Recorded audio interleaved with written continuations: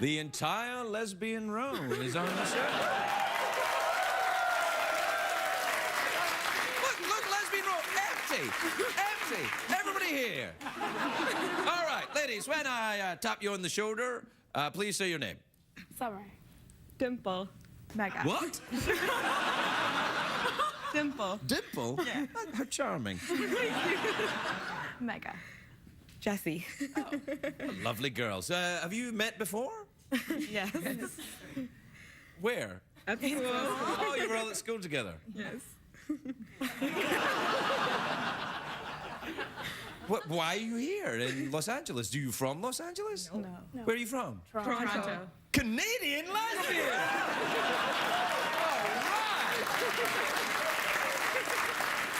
right! Don't worry, they're just like American lesbians, except more polite. Now,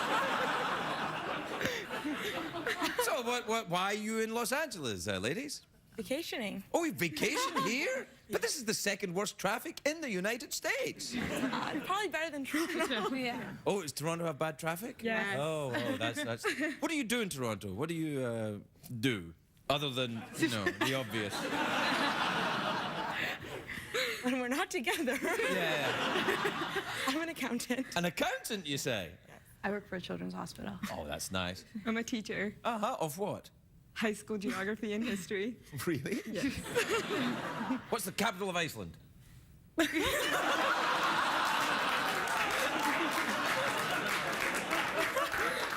don't know how to pronounce it. I could spell it. I don't know how to pronounce it. What's the first letter? R. Reykjavik, yeah! Your move, Canadian education. But come on, it's free! Yes! And, young lady, then what do you I'm do? a student. You're a student. What are you studying? I'm at the University of Toronto. The University of Toronto, studying Health studies. health studies. Yes. Well, that's rather nice. And have the people of America been nice to you? Have you been around anywhere apart from Los Angeles? Yeah, we went just to got Vegas. in from Vegas. We just got Back from Vegas.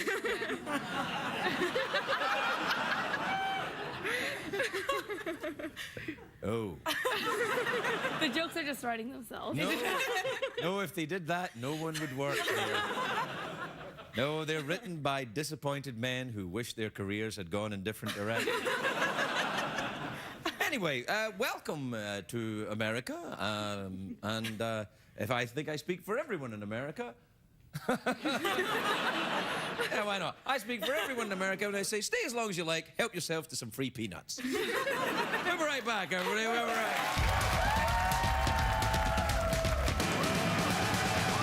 It's hard to stay up, it's been a long, long day, and you got the Sandman at the door. But hang on, leave the TV on, and let's do it anyway. It's okay, you can always sleep through work tomorrow, okay? Hey, hey, tomorrow's just your future yesterday.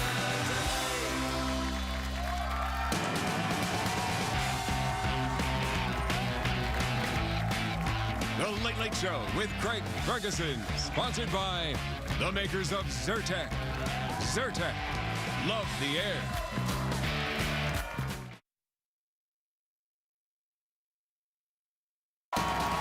Ladies and gentlemen, Craig Ferguson.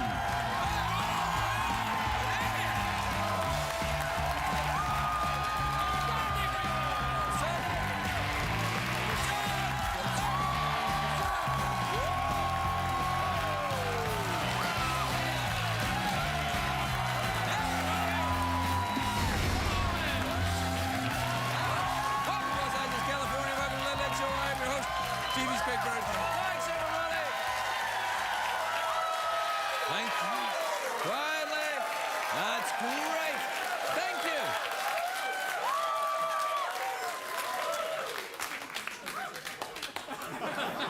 That was really, really very, very good. The next time we do it, it'll be for real.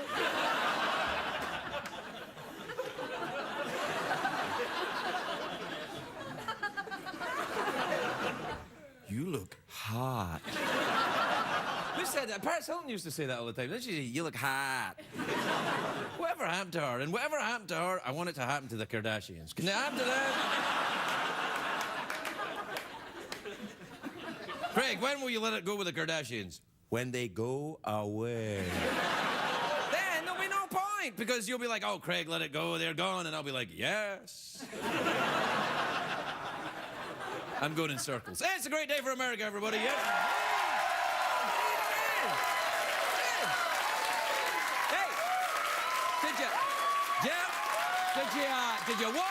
Did you watch the big Dancing with the Stars finale that was on earlier tonight in your region? Did you? I mean, it was great. Congratulations, someone.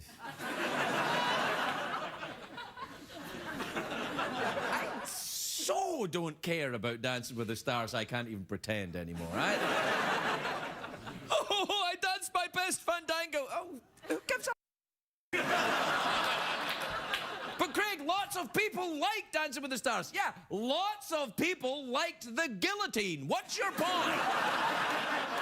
Well, if lots of people like something, it's good. No, it's not. It just means there's a very big mob of idiots, that's all.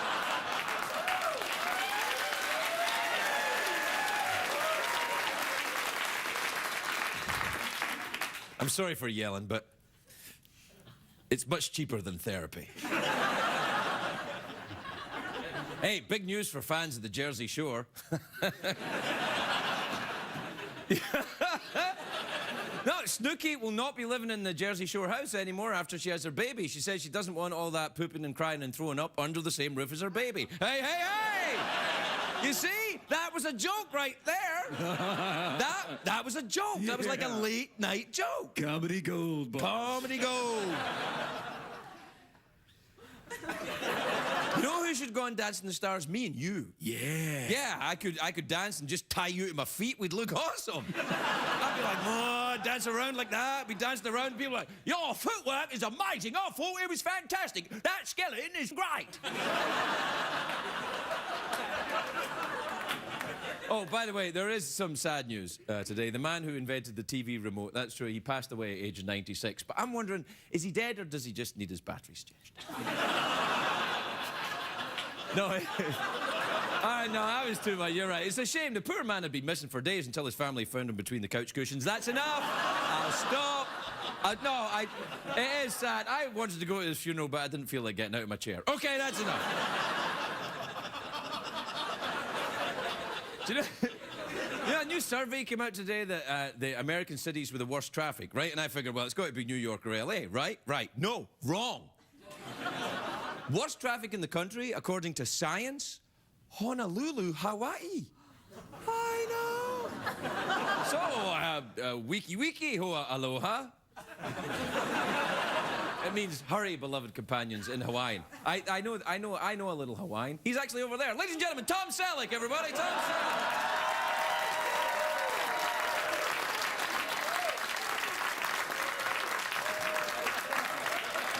No, I didn't say you could go yet.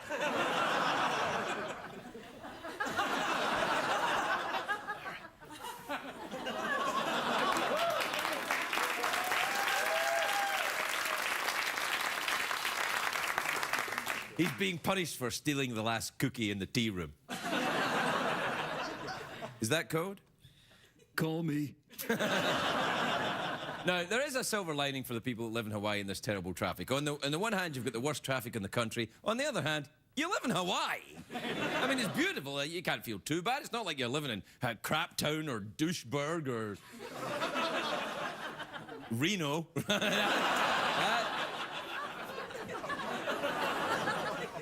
No disrespect to the people of Reno, but your town really is a dump. The people are very nice, and they must be to put up with that town. I've said too much.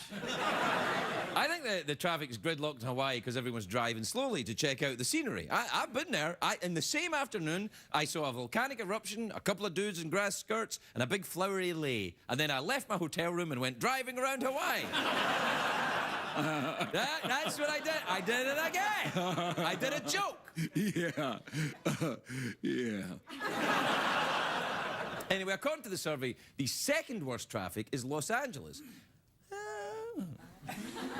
Well, I think the traffic here moves pretty well. It only gets jammed up if something terrible happens, like a light drizzle. I admit, I get angry in traffic when I'm driving to work, but it's pointless. It's much better to bottle up your anger and then unleash it when you get to work. The best way to avoid the road rage is just relax. You can meditate, sing songs in your head, make a to-do list or something. These are all tricks I developed while interviewing Regis Philbin. Anyway, the traffic in LA is relatively safe because you're driving slow and you're less likely to get hurt in an accident. And the best part about LA, fake boobies, excellent airbags. Oh, I had an accident. Oh, doesn't matter. I know it doesn't help, but whenever I get stuck in a traffic jam, I always do the same thing. I blow my horn.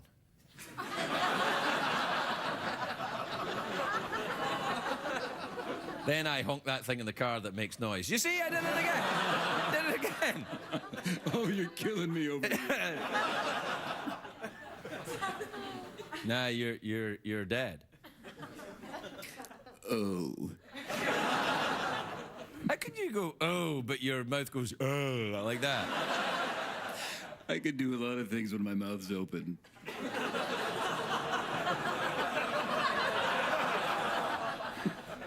Good night, the rest of you. That didn't leave after the Dancing with the Stars thing. Anyway, look, here's something that bothers me. A lot of drivers think they're invisible when you're out driving. You stop at a light and picking their nose. Stop it. It's annoying. When I draw up next to someone, I like, you know, you stay there. No, stay there. I like to... I like to go like that and then, you know, and then go...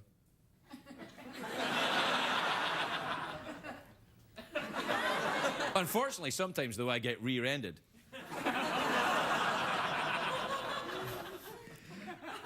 Wait for it, wait for it. Or someone hits me with their car. See? That happens. Have you ever been to Hawaii? I've never asked you. Oh, yeah, I've got a place there. You've got a place in Hawaii? Yeah. Whereabouts in Hawaii? Right near the middle portion. The middle portion of Hawaii? In a volcano. In a volcano? You mean the volcano at Diamond Head? That one? Him too. You've never even been to Hawaii, have you? No, but I've been to Douchetown. Every night we appear live from Douchetown. You got that right. Yeah, do the thing. Don't touch that remote, clicker, power rod, box flipper, controller, tuner, zapper, changer, hoofer, doofer, or button, folks. More Late Late Show after this.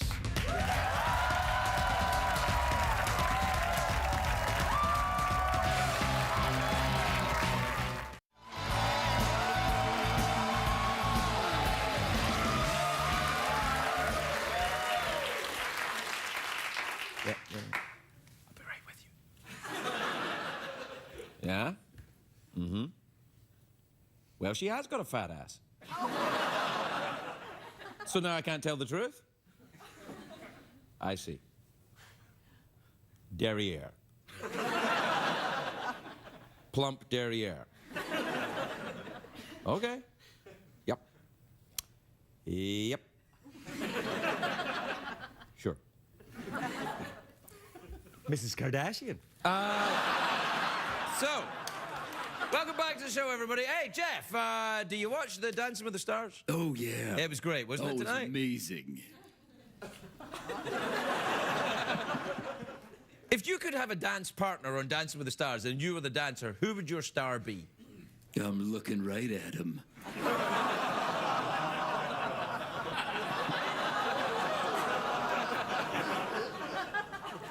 Tom Selleck?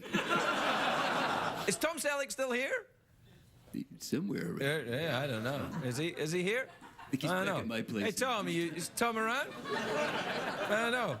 No, I guess no. Oh, is he? Well, where he is? Oh, yeah. Hey, Tom, what's up? Yeah. All right.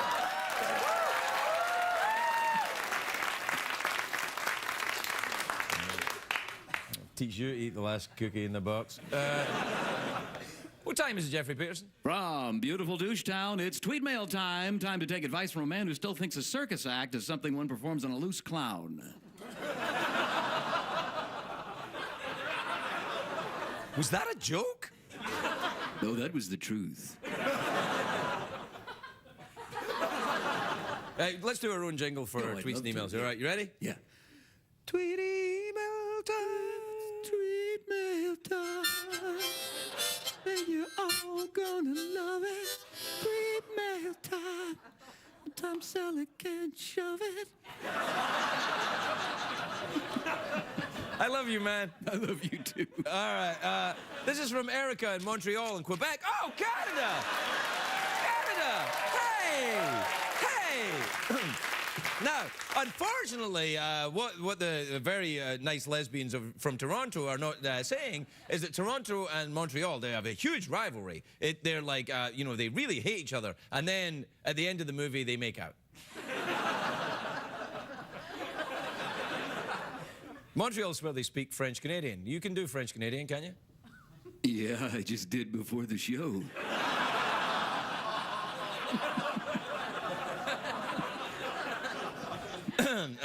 Hi, Craig and Jeff. This guy I've been seeing for a few months doesn't own a television. Is there something wrong with him? Hey, if he doesn't own a television, I can say what I like about him. It follows the same principle as that on TV, the group of people you can always be mean about are the Amish, because they're not watching.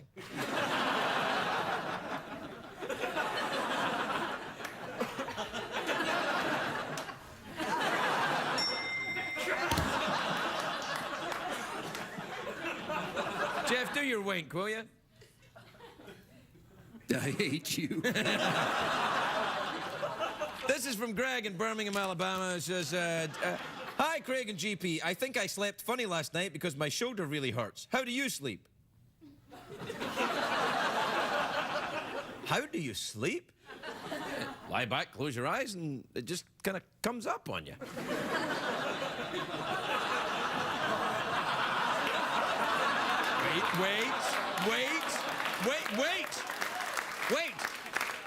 Wait. Then you go to sleep.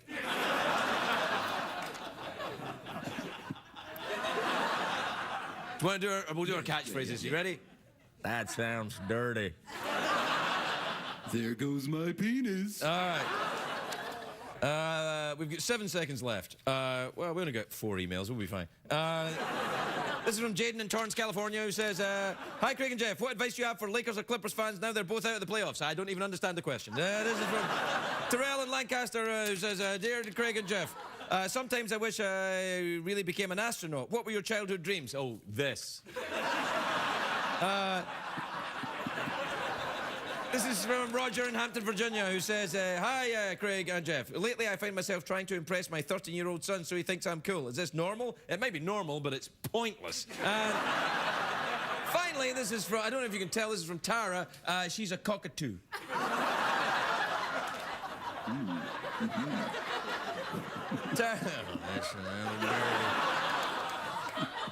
Hey, Craig and Jeff, have you ever closed the elevator door on someone so you didn't have to talk to them?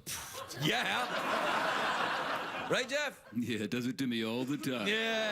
We'll be right back, everybody.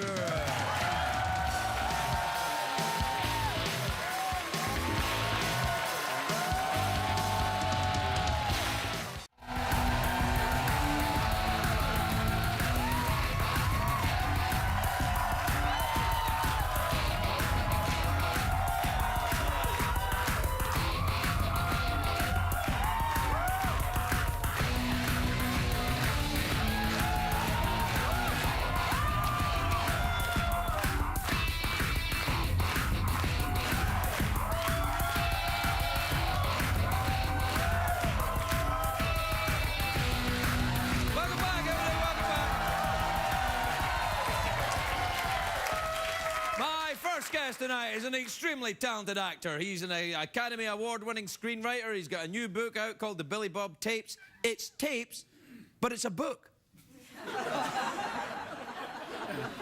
The Billy Bob Tapes, A Cave Full of Ghosts. It's in stores now. Please welcome the great Billy Bob Thornton, everybody.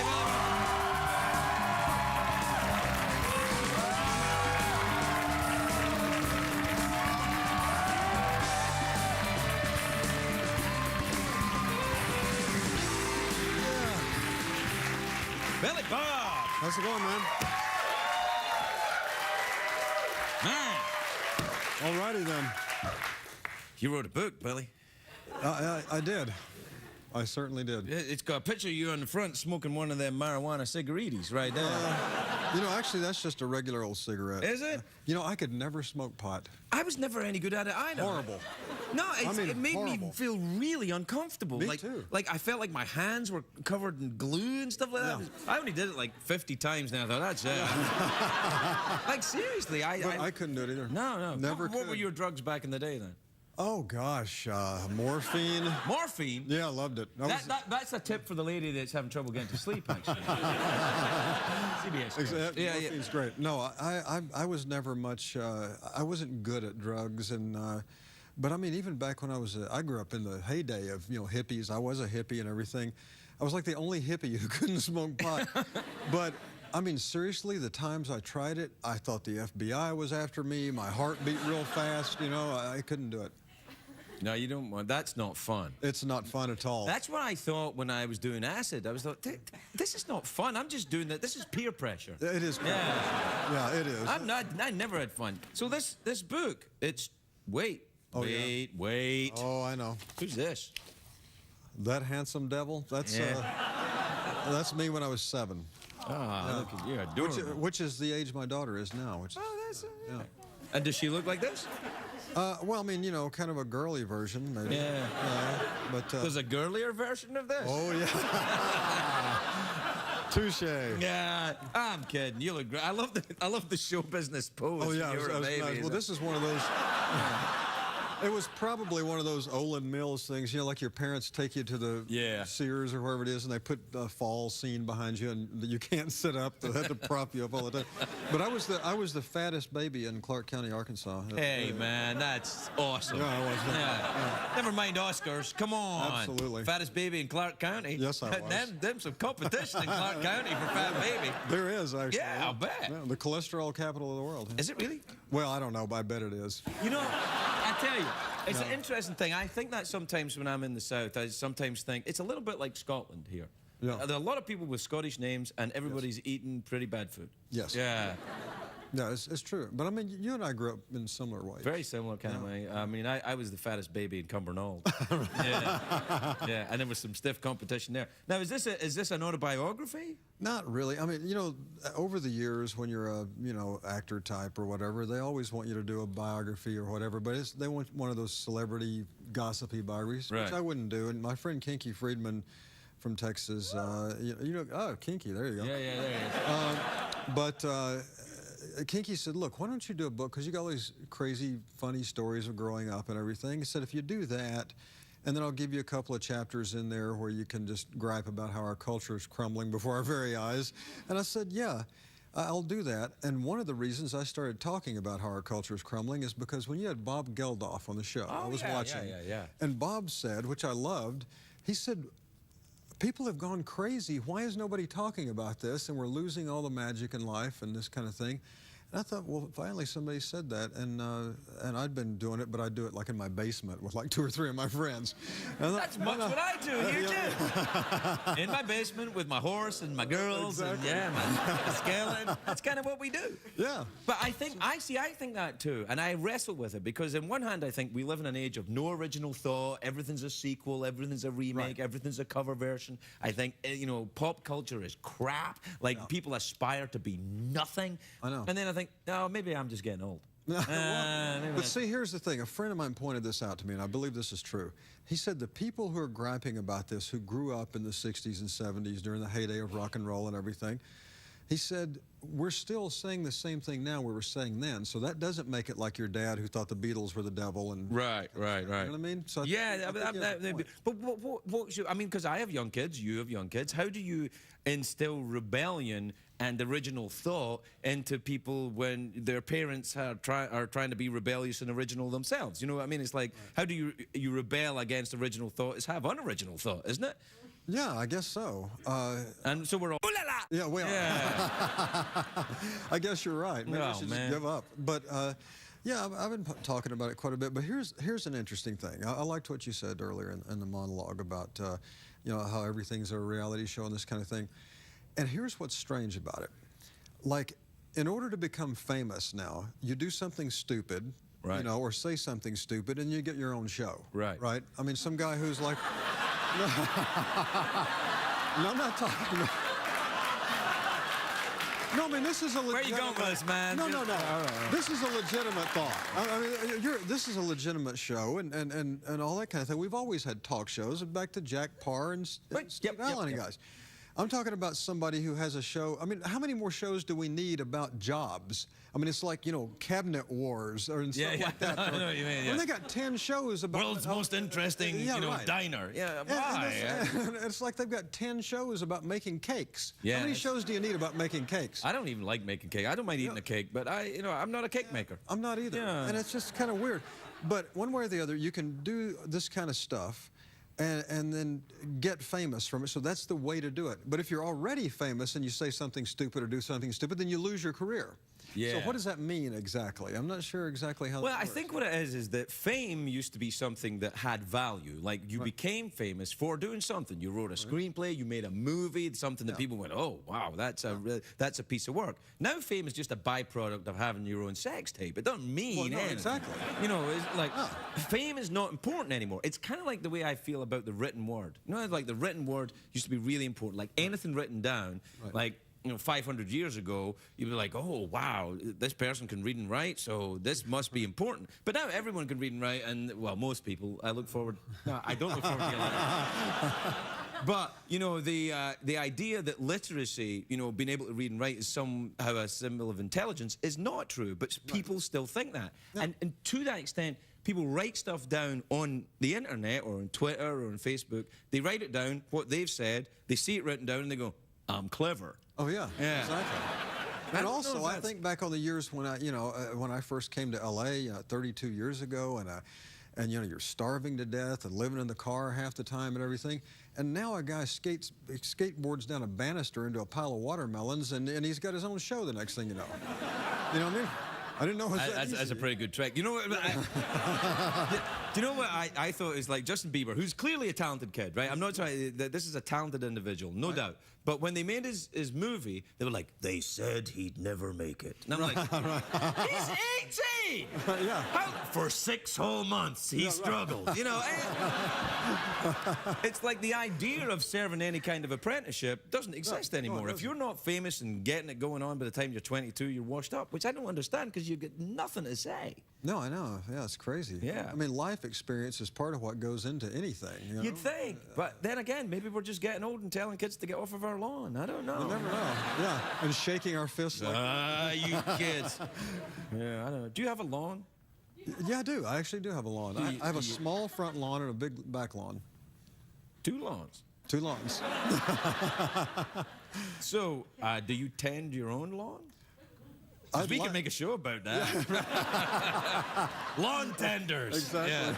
Yeah, celebrity lawn tenders. Celebrity lawn tenders. I'm telling you, you could great. sell that. Absolutely. If it's Billy Bob Thornton, celebrity lawn tenders, you would do the narration. Over here's a guy who's got a lawn, and they would. I'm telling you, somebody would buy it. Well, you know what gets me on all these shows? Everything's a competition, and it's like, like I said earlier, like cabinet makers. A show about they make their cabinet or whatever it is. Nothing against cabinet makers; they're great. But if you have a TV show about them, and they all make their cabinet, and then they stand them in a line, And then the judges. and they all cross their arms like this.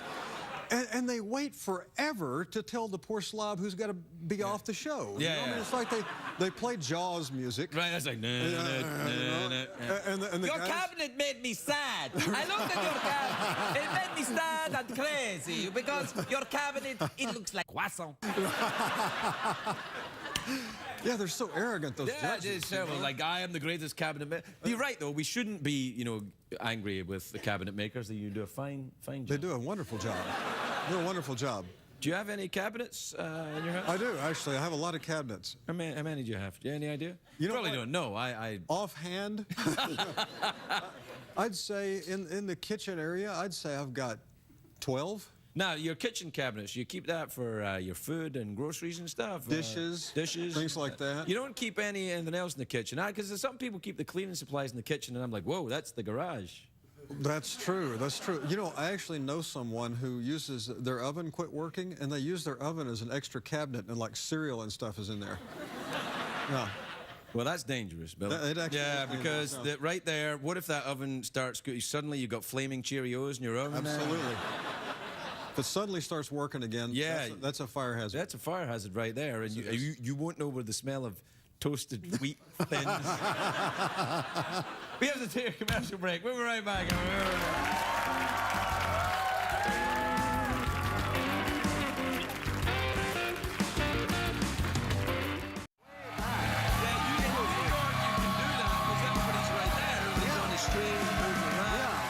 It's better this way, I think.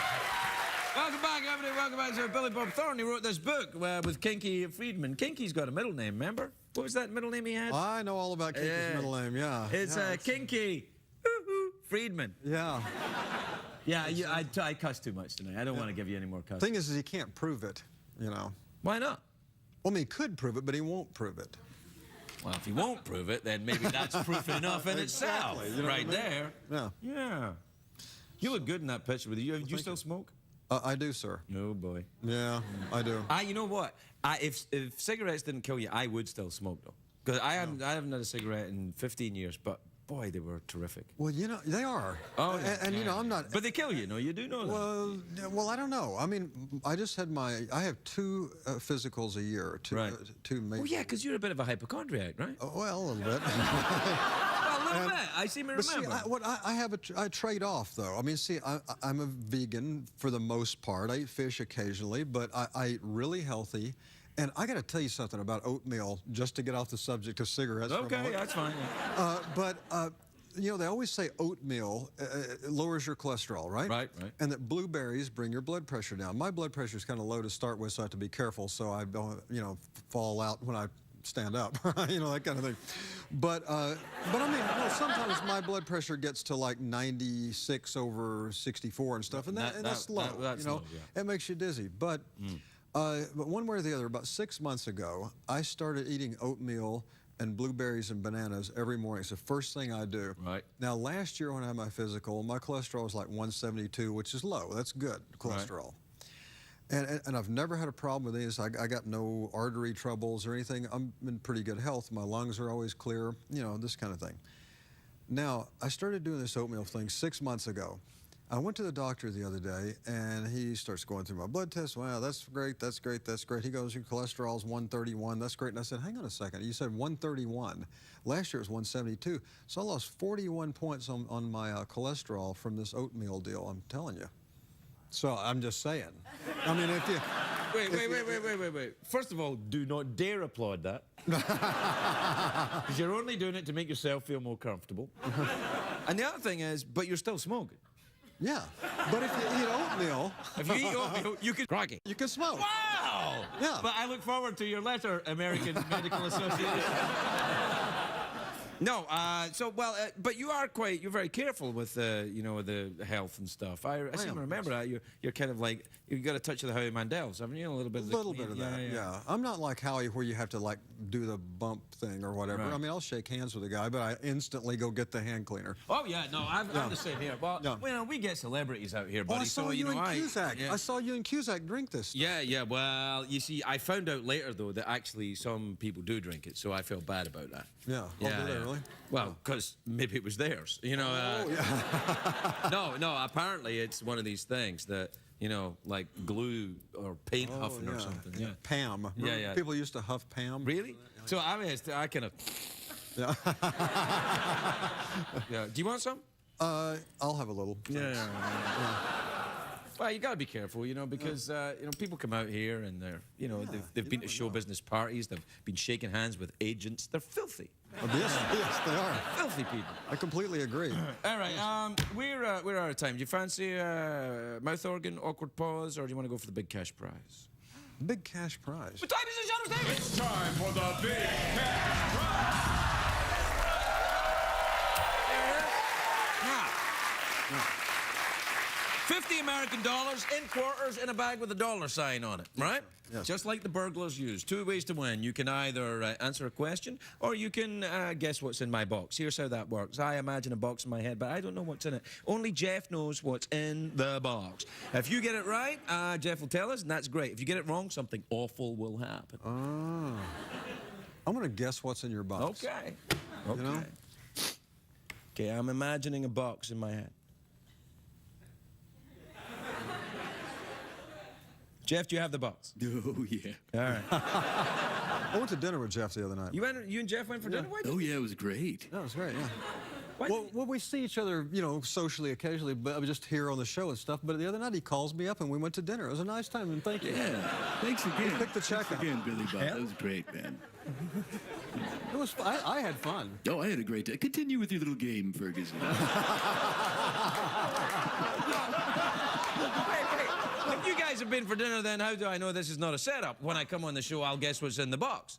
I'm sorry, Billy Bob. No, we have very strict rules.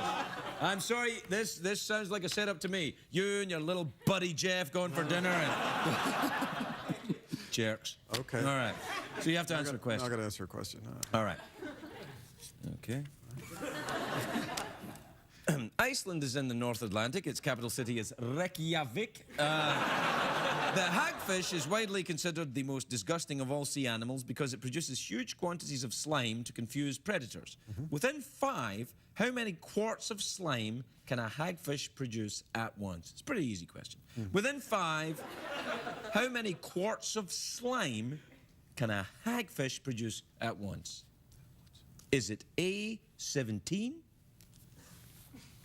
Are those the choices, or you're just saying? That's the choices. Is it A, 17? Oh, A17.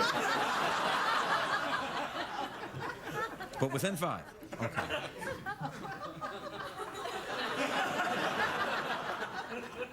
I'm sorry. 19. It's close enough! Yeah!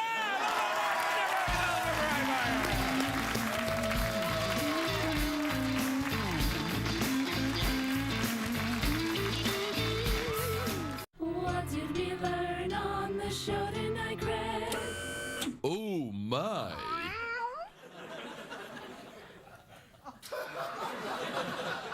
Even with all our careful planning and meticulous rehearsal, seems there's still a minute left in the show.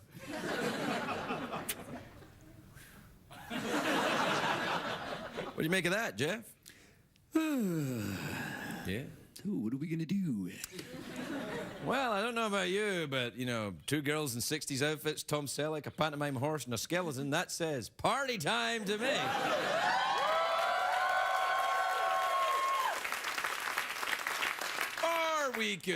Or we could just wait for the boner pill commercial.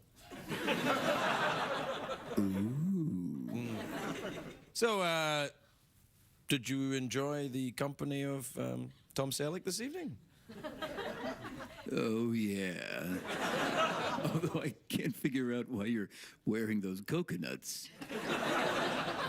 Yeah, I don't see any point of the coconuts myself, I gotta be honest. Is it some kind of CBS censorship thing? Or you can't show a ginger nipple on TV?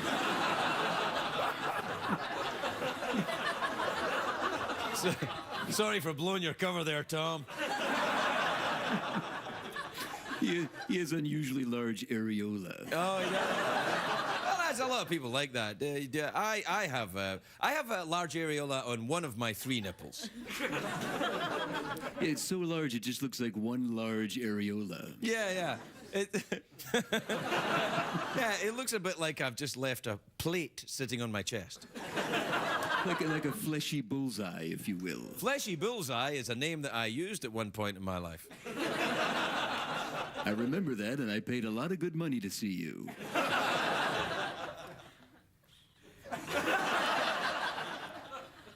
Well, there goes your minute.